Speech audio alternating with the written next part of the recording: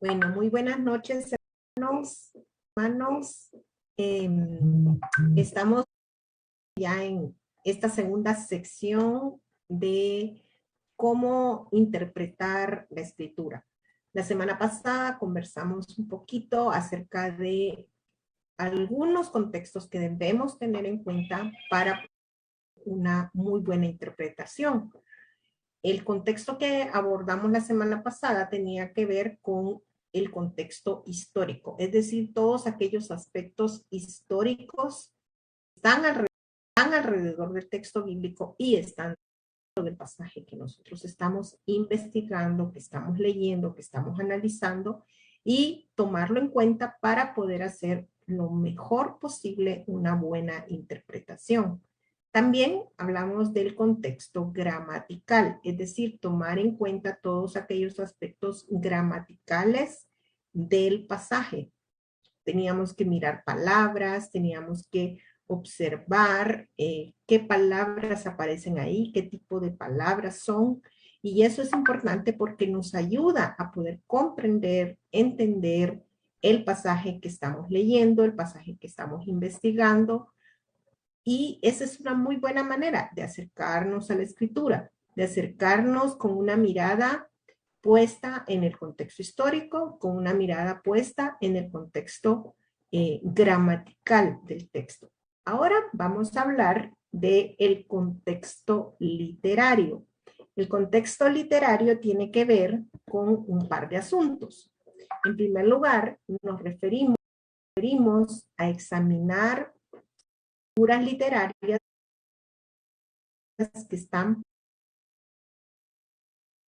presentes en el texto o en el escrito que estamos mirando, analizando.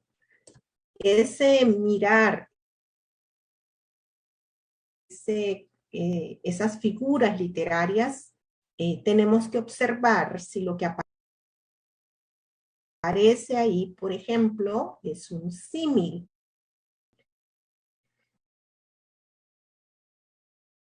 Que ustedes me van a decir, ¿y eso qué es? Fíjense que yo ya pasé hace varios años en la escuela, en el colegio, y ya no me acuerdo muy bien qué son eso de símil y metáfora. Pues son muy comunes en el texto bíblico. Por ejemplo, cuando nosotros leemos el Salmo 1, por ejemplo, nos dice que bienaventurado el varón que no anduvo en consejo de malos, por ejemplo, dice, será como árbol plantado, ¿verdad? Junto a aguas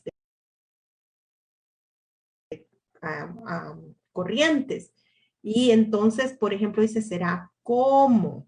No está diciendo que el hombre sea un árbol, sino está haciendo una comparación, por ejemplo, de un hombre que es sabio, que es prudente, que es temeroso de Dios. Ese hombre será como un árbol que es frondoso, que da fruto, que lleva una vida sana, saludable. Así que es una comparación y esas comparaciones nosotros las encontramos en distintos momentos, en distintos escritos dentro de la Biblia. Por ejemplo, también en los mismos salmos, por ejemplo, a veces nos dicen así como el ciervo, el ciervo brama por las aguas, así clama por mí, por ti, oh Dios, el alma mía. Es decir, de la misma manera que un ciervo está buscando agua y está gimiendo por eso, así también una persona que está buscando a Dios puede hacerlo. Entonces, se fijan, esos son los símiles, esas comparaciones. Las metáforas también son muy parecidas. solamente que en la metáfora hay una comparación y a veces no aparece la palabra cómo, pero sabemos que es una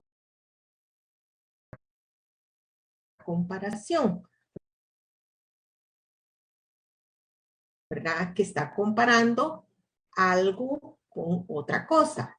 Y generalmente esa comparación tiene que ver con la comparación de una persona con alguna situación en la naturaleza, con alguna situación, un evento, porque eso hace que podamos entender mejor la enseñanza. También hay uso de símbolos. Nosotros sabemos que en la Biblia hay diferentes símbolos y esos símbolos también tienen que ser entendidos bajo el contexto que el autor los está usando. Por ejemplo, a veces se habla del fuego y se habla del fuego como juicio. Dice que es fuego consumidor. Se habla del fuego como juicio, pero no siempre que aparece la palabra fuego va a ser sinónimo de juicio. Hay que mirar los símbolos, cómo están siendo usados en el pasaje que estamos estudiando. También hay eufemismos, y eso nosotros también los usamos. Por ejemplo, nosotros los usamos en nuestro lenguaje popular. Por ejemplo, nosotros usamos eufemismos cuando decimos, disculpe, ¿dónde está el baño? Ah, al fondo a la derecha, ¿verdad? Damos una dirección, un más o menos por dónde está el lugar. O nos referimos a cosas y no decimos exactamente la cosa, sino decimos otra palabra para referirnos a ella. Así también en el texto bíblico encontramos, por ejemplo, en uno de los eufemismos que encontramos, tiene que ver, por ejemplo, cuando dice que no conoció a su mujer hasta que dio a luz. Así se dice de José y de María, que él no conoció a María hasta que dio a luz a Jesús. Pero uno dice, ¿cómo? No la conocía. No, no se está refiriendo a conocer físicamente, a presentarla, sino se está refiriendo a tener relaciones, por ejemplo. Y así aparecen otro tipo de eufemismos. Además, cuando hablamos del contexto literario, nos referimos a tener en cuenta el género literario del escrito que estamos analizando. Por ejemplo, el escritor va a usar distintas maneras de comunicar su mensaje. Algunos lo hacen a través de la narrativa. Ese es el caso, por ejemplo, veíamos la semana pasada un poquito de eso, los evangelios, el libro de los Hechos. Casi la mayor parte de los libros históricos tienen que ver con este género literario, la narrativa, es decir, narrar los hechos, narrar los eventos. También encontramos poesía, los libros poéticos que nosotros conocemos, los salmos, los proverbios, son por excelencia libros de poesía. También encontramos otro género que es el profético, ¿verdad? Ahí encontramos libros proféticos y también encontramos otro género que tiene que ver con profetismo escatológico, es decir, nos está profetizando cosas futuras, cosas que vendrán. También otro de los géneros que encontramos son las parábolas y el género epistolar, es decir, las cartas, las epístolas, ¿verdad? Esas son los aspectos o las situaciones que estamos hablando cuando nos referimos al contexto literario. El contexto literario, entonces, tiene que ver con estas dos cosas. Primero, con las figuras que encontramos, las figuras del lenguaje que encontramos en un escrito, pero también con el tipo de escrito que estamos analizando, que estamos leyendo. Como un ejemplo, la semana pasada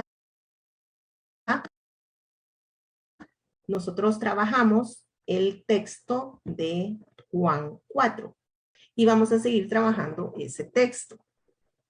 La semana pasada vimos que en este texto de Juan 4, lo que encontramos aquí es el género narrativo, es una narración, ¿verdad? Es una narración donde se va a hablar de lo que está sucediendo, de lo que sucedió en un momento dado. Así que en el género narrativo es típico, por ejemplo, que encontramos personajes, diálogos, diálogos,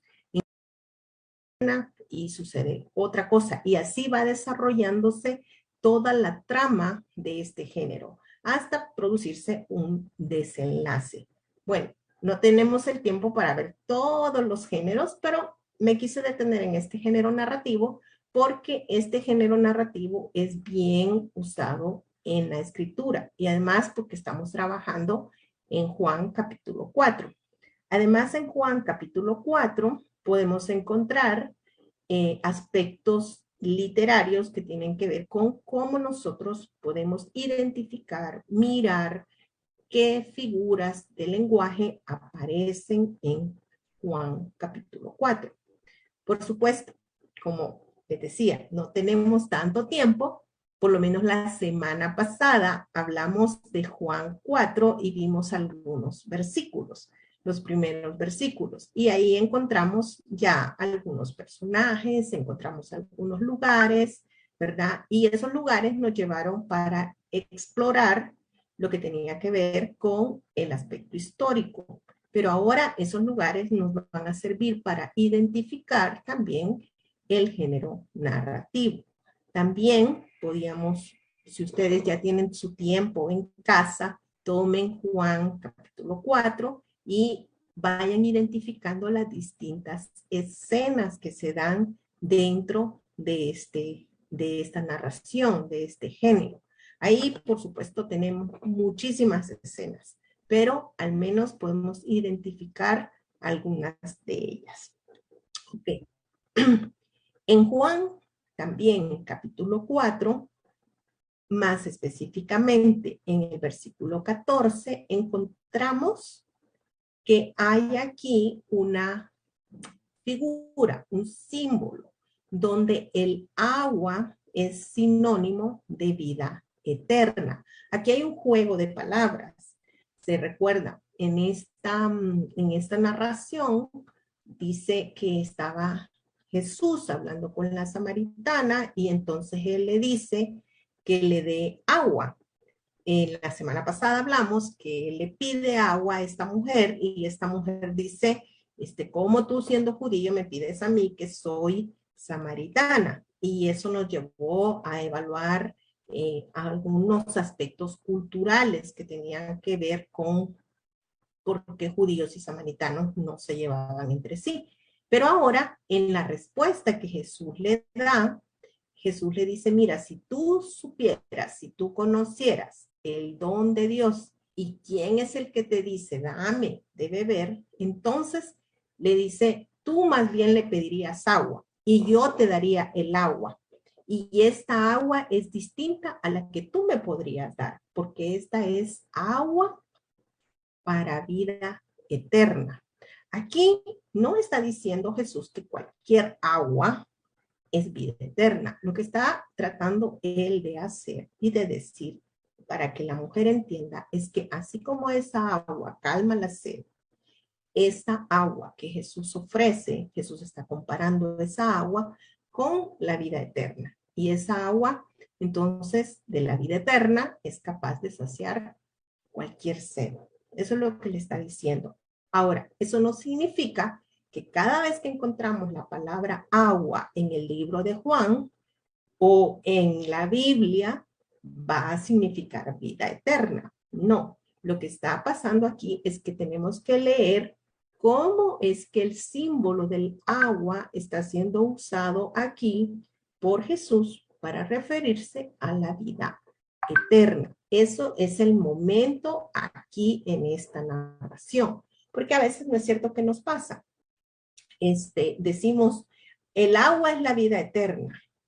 Sí es cierto, el agua es vida eterna en este pasaje, donde Jesús le está tratando de enseñar a la mujer que hay algo mucho más importante, más profundo y más valioso que el agua física. Y esa es el agua espiritual, la vida eterna. Pero no cada vez que encontremos agua en la Biblia va a referirse a la vida eterna, ¿sí? Entonces tenemos que mirar los símbolos, las figuras literarias en el contexto que estamos leyendo, ¿ok? Bueno, entonces tenemos que tener en cuenta nosotros cuando nos acercamos al texto bíblico, cuando nos acercamos a los pasajes, en primer lugar tratamos de identificar literariamente qué tipo de pasaje es. Nosotros en Juan identificamos que Juan es una narración, Juan capítulo 4. Este evento de la mujer samaritana es una narración. Ahora tratamos de identificar si encontramos algunos símbolos o algunos símiles o algunas metáforas, qué figuras literarias están presentes aquí. Aquí, por ejemplo, dijimos, encontramos que agua es comparada o es vista como un símbolo, o más bien la vida eterna, ¿verdad? Es como simbolismo el agua. Entonces, esas figuras son figuras literarias que están presentes aquí en esta narración. No todas las narraciones van a tener las mismas figuras literarias, ni todas van a tener figuras literarias, pero nosotros tenemos que estar atentos a mirar si están presentes algunas de estas figuras literarias en lo que estamos leyendo. Ok, ahora vamos a pasar al siguiente y último punto de este acercamiento a la interpretación. Este es un acercamiento que nos ha llevado por el contexto histórico, el contexto gramatical, el contexto literario y ahora nos lleva a mirar y a poner nuestra atención en el contexto teológico. El contexto teológico va a tener que ver con, básicamente, es todo el conjunto que nosotros tenemos, fíjense, nosotros cuando leemos un pasaje, cuando leemos un texto de la Biblia, y aún cuando leemos un texto que no es de la Biblia, pero digamos, estamos aquí hablando del texto bíblico, cuando nosotros nos acercamos al texto bíblico y leemos un versículo, leemos un pasaje, cualquiera que sea, nosotros ya traemos, nosotros, un conjunto de ideas, de conceptos, de doctrinas, de convicciones. Y cuando lo leemos, así sea la primera vez que estemos leyendo ese pasaje, nosotros tratamos de interpretar, tratamos de mirar, entender ese pasaje, pero no lo hacemos de la nada.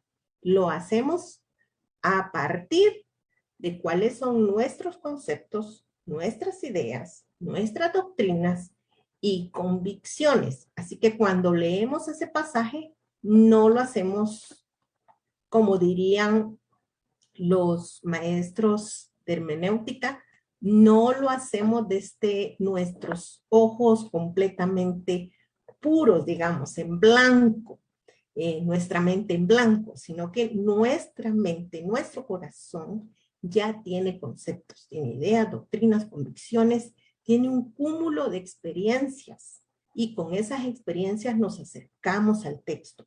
Ahora, ¿cuáles son ese cúmulo de cosas con las que nos acercamos al texto para leerlo? Por ejemplo, tenemos doctrinas básicas que hemos ido adquiriendo con el tiempo. Esas doctrinas básicas, por ejemplo, son la salvación por gracia, la Trinidad, la naturaleza de Cristo, el pecado individual, la vida eterna del creyente, el castigo eterno del no creyente, entre otras. Tenemos muchísimas más doctrinas que estas, pero yo solamente les traté de poner algunas, porque ustedes me van a decir, mire, pero yo también me acerco conociendo del Espíritu Santo, también me acerco conociendo qué es la iglesia y qué es lo que hace la iglesia. Claro, todos esos conocimientos los tenemos de alguna manera u otra. Algunos más amplia, otros más limitados, pero todos tenemos ese paquete de doctrinas básicas. Ahora, todo ese paquete de doctrinas básicas nos ayudan a explicar pasajes más difíciles. Pues estas doctrinas son nuestro marco de referencia. Así que cuando nosotros nos acercamos a un pasaje y ese pasaje nos parece que está diciendo algo que quizá podría ser que contradiga alguna de las doctrinas o que no es lo suficientemente amplio a lo que nosotros hemos aprendido respecto, por ejemplo, a la salvación, entonces, ¿qué pasa? Recurrimos a nuestras doctrinas básicas, recurrimos a ese cúmulo de conocimiento que tenemos y entonces el texto nos hace sentido. Entonces tratamos de buscar cuál es la explicación de ese texto. Claro, como casi que en este proceso no es el último paso, tampoco vamos a decir que es el primero, es todos los pasos, así como los hemos ido viendo, están entremezclados a la hora que nosotros leemos un pasaje, ¿sí? Así que estas doctrinas básicas son importantes, son claves. A veces decimos, ay, a mí no mucho me gustan la escuela dominical o las enseñanzas de doctrina. Pero fíjense que estas son las que nos dan la base, estas son las que nos dan el marco para poder interpretar. Podríamos decir, es que a mí no me gusta mucho eso de estudiar teología, pero es que esto es lo que nos da la base. Cuanto más conocimiento tengamos de los pasajes del texto bíblico, cuanto más leamos acerca de doctrina, mucho más amplio será nuestro conocimiento, mucho más amplio será nuestra manera de interpretar. Ahora bien, nos puede pasar, nos sucede con más frecuencia que lo que pensamos, que también puede ser que haya ciertas doctrinas, ciertos conocimientos, ciertas ideas en nuestra mente, en todo nuestro cúmulo de conocimientos que tenemos, que más que ayudarnos, nos puedan estorbar la manera en que leemos el texto bíblico. Por ejemplo, podríamos tener, como dirían los hermeneutas, como dirían los hermanos que estudian a profundidad estos temas, nos dirían que tenemos los lentes, no los tenemos claritos, los tenemos un poco manchados. ¿Le ha pasado a usted? A mí me ha pasado, más ahora con las mascarillas, ¿no es cierto? Si uno usa lente, se pone la mascarilla y de repente como que se le nubla. Entonces no tenemos una visión completamente clara de algo que queremos ver. De la misma manera nos puede pasar con el texto bíblico. A veces hay ciertas cosas que nosotros conocemos, sabemos, entendemos, que están en nuestro, a veces inconsciente o conscientemente, pero están ahí y no nos permiten mirar un pasaje con la claridad que se requiere. Por ejemplo, podemos tener un individualismo excesivo, ¿sí? Un individualismo excesivo. ¿Cómo así? Por ejemplo, ustedes no me dejarán mentir. Cuando nosotros leemos, porque de tal manera amó Dios al mundo, que ha dado a su Hijo unigénito. ¿Qué leemos cuando leemos la palabra ahí? Mundo. Ah, muy bien, claro. Fíjense, nuestro individualismo nos ciega. Ahí cuando nosotros leemos la palabra mundo, leemos individuo. Nosotros leemos individuo. porque de tal manera amó Dios, y ponemos nuestro nombre, o ponemos el nombre de mi esposo, o pongo el nombre de mis hijos, o pongo el nombre de mi tía, de mi sobrina. ¿Por qué? Porque no estoy leyendo la palabra mundo.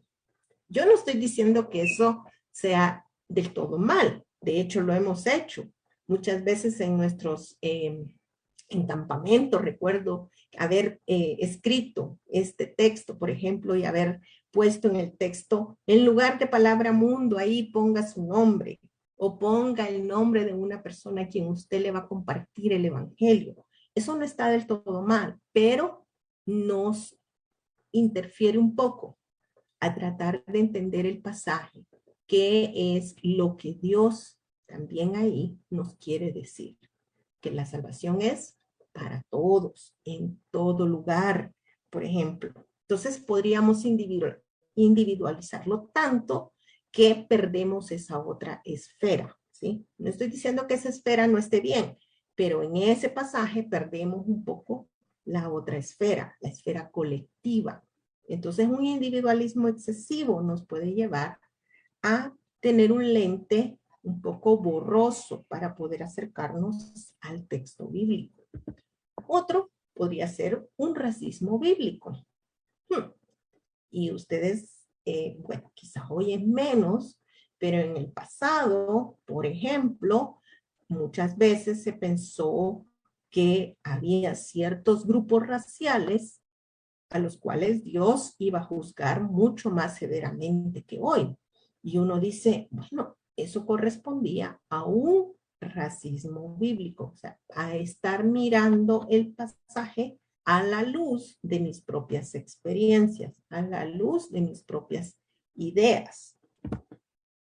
También puede ser un machismo bíblico, ¿no es cierto?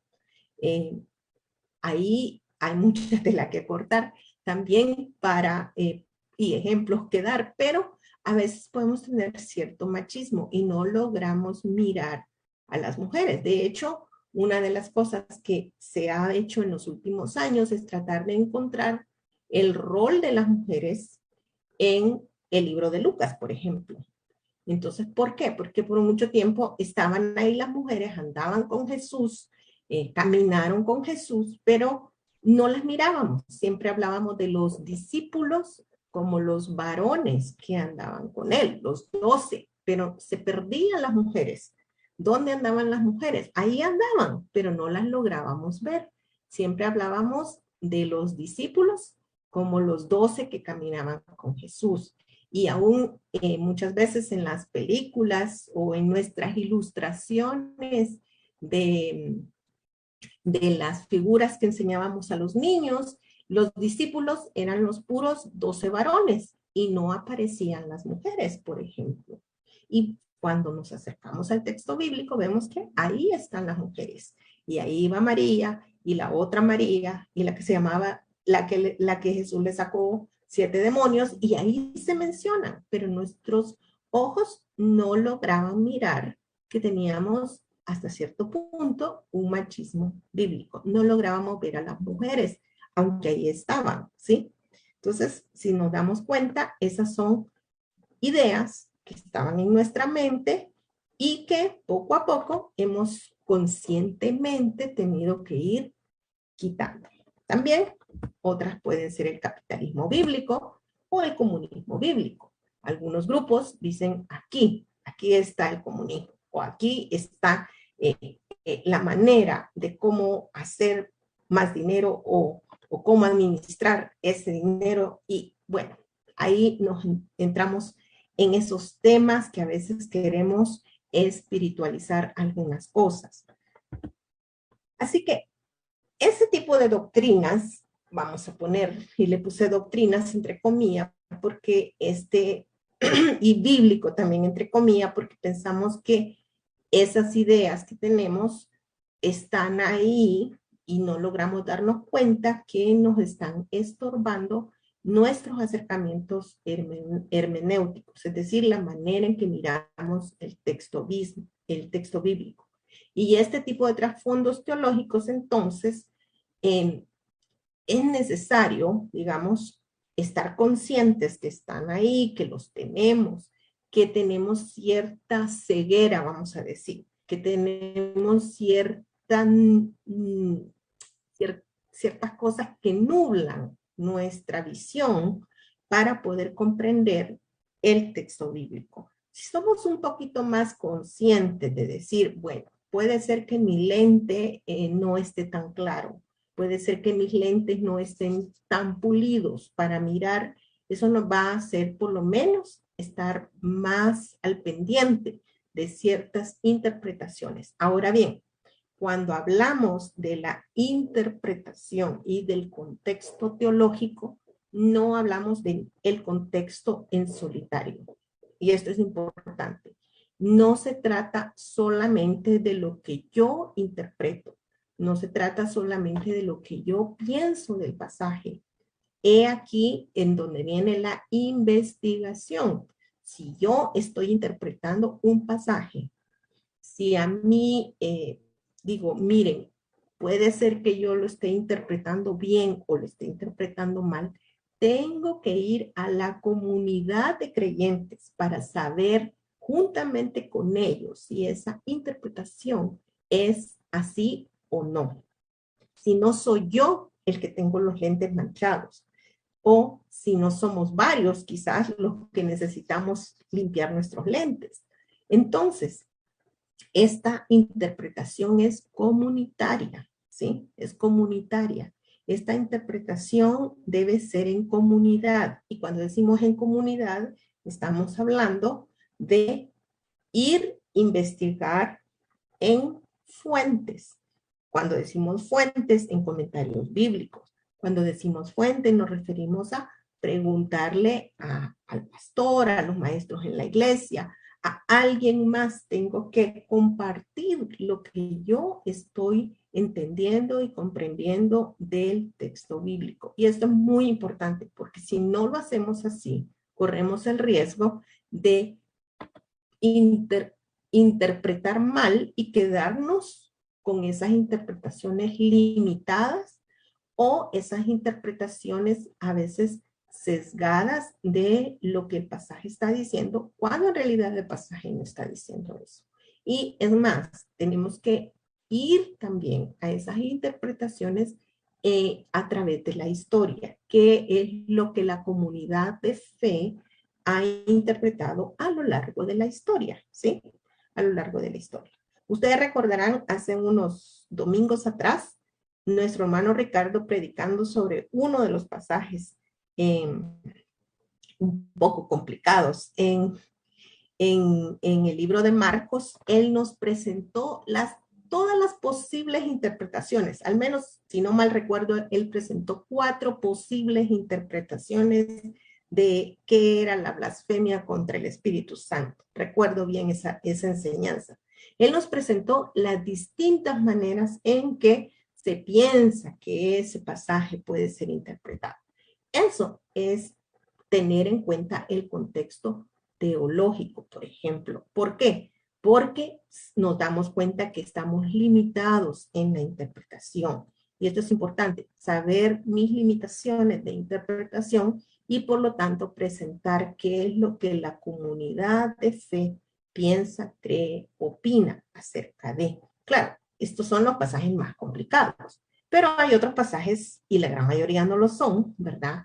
La gran mayoría son doctrinas esenciales, básicas, que van marcando nuestra interpretación. Así que vayamos conociendo esas doctrinas básicas importantes que nos van a ayudar a darnos el marco de la interpretación. Y además, cuando estemos haciendo nuestro trabajo, nuestro devocional, nuestro estudio de la palabra de Dios, si hay dudas, si hay inquietudes, no dudemos en ir al pastor, en ir al maestro en la iglesia, en ir a un diccionario bíblico, en ir a un comentario bíblico. Para eso están. Esa es la comunidad de creyentes que nos van a ayudar a poder interpretar adecuadamente. Ok. Veamos algunas cosas que debemos tener en cuenta cuando nosotros decimos, bueno, Para poder tener en referencia y como tener el pendiente y el cuidado de este marco teológico, debemos tener en cuenta lo siguiente. Fíjense, el análisis lingüístico de los pasajes nos va a ayudar grandemente, ¿sí? ¿Qué queremos decir con esto? Queremos decir que nosotros cuando nos acercamos al pasaje, cuando nos acercamos al texto bíblico, no es lo primero que interprete, eso es. No, tengo que hacer mi análisis lingüístico, es decir, lo que ya vi anteriormente. Tengo que ver el pasaje en su contexto. Tengo que ver cuál es el tipo de pasaje al que me estoy enfrentando. Tengo que ver si hay asuntos gramaticales en el pasaje. Tengo que ver si hay símbolos, si hay símiles, si hay comparaciones, qué es lo que hay en el pasaje. Ese análisis me va a librar a mí de hacer interpretaciones no acertadas, vamos a decirlo, de los pasajes, del texto. Así que un análisis lingüístico me ayuda a poder tener más adecuadamente en mente que este acercamiento teológico, este contexto teológico está ahí, que son mis lentes que están mirando, pero que tengo que mirar el análisis del pasaje. Tener en mente también los temas básicos de la Biblia, los temas que ya vimos, ¿no? Esos temas básicos, o sea, hay temas que la Biblia mantiene a lo largo del tiempo y eso debemos tenerlo nosotros presente. También debemos tener en cuenta el carácter progresivo de las doctrinas.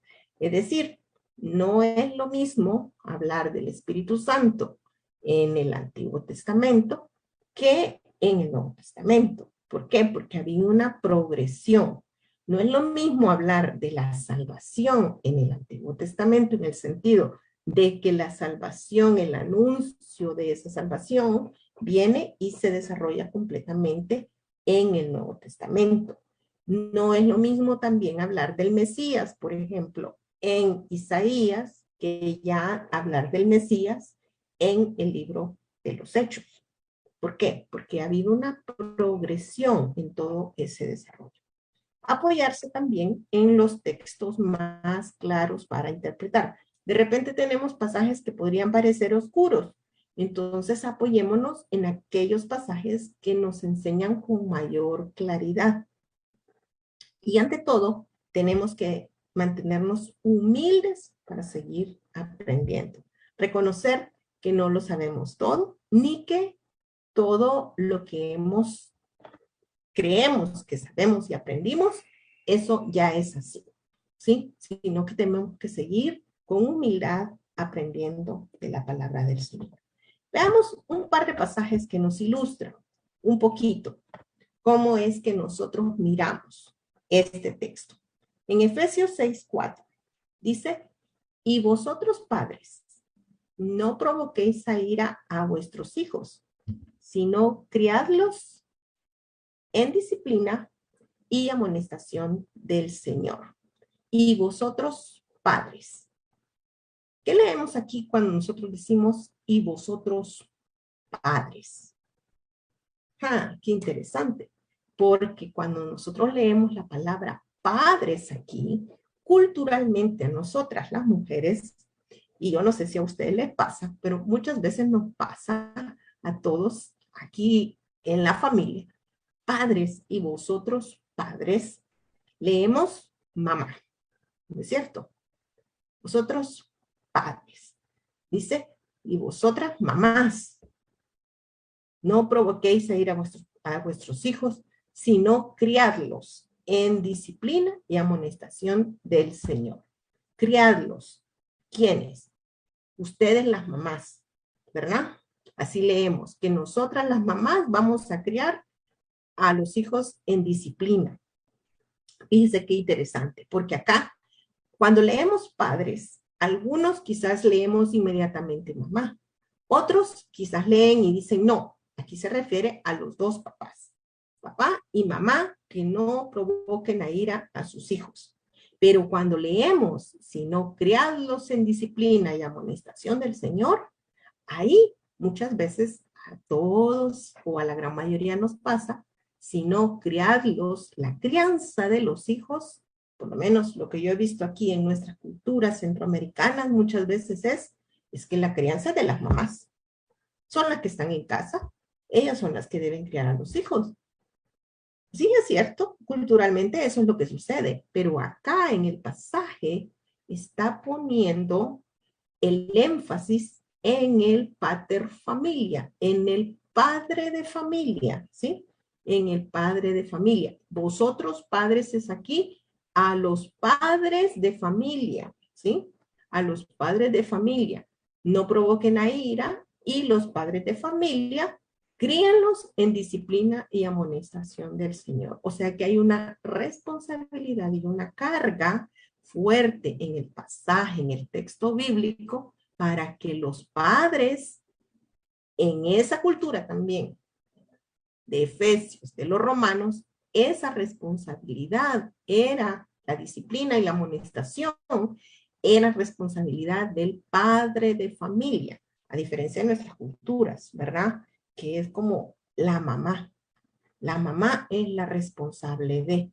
Pero eso solo se lo dejo ahí como una ilustración de cómo nuestros lentes están un poco nublados por nuestra cultura. Por eso, si estamos como más conscientes de eso, debemos mirar y decir, ok, aquí dice padres, ¿por qué yo tengo que cambiar cuando dice crianza a mamá? Si arriba está hablando del papá, ¿verdad? Por ejemplo, ok, volvamos entonces y para terminar a nuestro ejercicio en Juan capítulo 4. Juan capítulo 4. Juan capítulo 4 le dice Jesús, le dijo Jesús a la mujer samaritana, ve, llama a tu marido y ven acá. Y la mujer responde y le dice, no tengo marido. Y Jesús le dijo, bien has dicho, no tengo marido, porque 5 maridos has tenido y el que ahora tienes no es tu marido. Y entonces, dicho esto, esto has dicho con verdad, dijo la mujer. Fíjense que nosotros, aquí como tenemos distintas culturas, ¿verdad?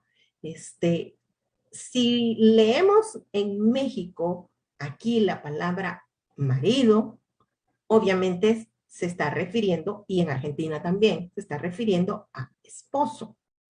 En El Salvador uno dice marido, a saber, ¿verdad? Generalmente no es esposo. Se está refiriendo a alguien que convive con, ¿verdad? Entonces nuestros lentes ya los encontramos nublados. Yo leía ese pasaje y mis lentes nublados de salvadoreña me dicen, ah, sí, de plano, están solo arrejuntados, como decimos allá, ¿verdad? Así que ya tenemos un problema aquí con los lentes.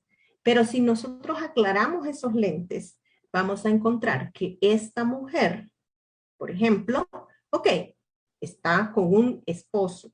Si lo veo, ¿verdad? Ya con un lente más limpio, está con un esposo. Pero dice que ha tenido, respondió y dijo, no tengo, porque 5 maridos has tenido. O sea, ha tenido 5 esposos. Y generalmente nosotros decimos 5 esposos, a saber qué tipo de mujer es, ¿verdad? Pero esos son nuestros lentes culturales. Pero en la cultura ahí significa que esta mujer samaritana había sido rechazada por 5 hombres, esposos, o sea que 5 esposos le habían dado carta de divorcio. ¿Por qué razón le habían dado carta de divorcio? No lo sabemos, no nos lo dice el pasaje cuáles serán las razones, pero lo que sí nos dice la historia, y ahí vamos al contexto histórico, es que el hombre tenía la facultad de dar carta de divorcio casi por cualquier cosa, ¿verdad? Entonces puede ser que tenía un defecto físico, puede ser que no tenía, no podía procrear, no podía tener hijos, puede ser que haya tenido, no sabemos exactamente su situación. Lo que sí sabemos es que ella es una mujer marginada, porque ha tenido 5 esposos y ahora el que tiene, la tiene como concubina, no la tiene como esposa, sino como una mujer de segundo orden. Así que se fijan cómo entender que el contexto teológico es importante, es importante. Nuestros ojos están nublados muchas veces y por eso necesitamos ir y ampliar nuestro contexto. ¿Cuál es ese contexto que vamos a ampliar? Nuestro contexto teológico, nuestro contexto cultural, ¿verdad? Entonces, para eso, ¿qué hacemos? Tenemos que observar el pasaje bíblico, tenemos que mirar el texto bíblico y tratar de entender las palabras, la cultura, tenemos que mirar el contexto histórico de los pasajes para poder ampliar nuestro contexto teológico. Bueno, así entonces hemos hecho un recorrido por estos 4 contextos que son parte de la interpretación. En primer lugar, vimos el contexto histórico, es decir, tenemos que tomar en cuenta los aspectos históricos dentro del pasaje. En segundo lugar, tenemos que tomar en cuenta el contexto gramatical. ¿Cuáles son aquellas palabras que aparecen en el pasaje? Nos conectan, nos indican, nos hilan la conversación, qué es lo que hacen esas palabras dentro del pasaje. Y además, tenemos que mirar nuestro contexto literario, qué tipo de literatura tenemos ante nuestros ojos. ¿Es una narración? ¿Es una parábola? ¿Es un poema? ¿Qué tipo de narración es? ¿Qué tipo de pasaje es? ¿Qué está en prosa? ¿Está en verso? ¿Cómo es ese escrito que tenemos? Y si hay figuras ahí, si hay elementos, símbolos que nos ayudan a comprender mejor el pasaje. Y finalmente, tenemos que tener en cuenta que cuando nos acercamos al texto bíblico, ya tenemos un contexto teológico en nosotros y debemos ser cuidadosos de que ese contexto teológico nos ayude a mejorar, a entender, a comprender el pasaje que estamos analizando, ¿sí?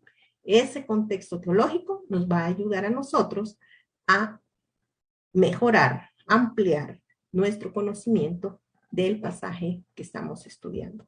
Y estar conscientes también que a veces ese contexto teológico, esas ideas, esos conceptos, podrían estorbar un poco nuestra visión.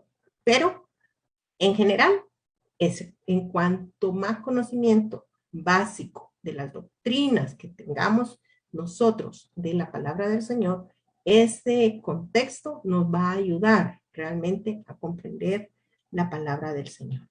Bueno, hemos llegado entonces al final. El reto, el desafío es que nos animemos a seguir estudiando y escudriñando las Escrituras como hasta ahora lo hemos hecho. Que el Señor les bendiga.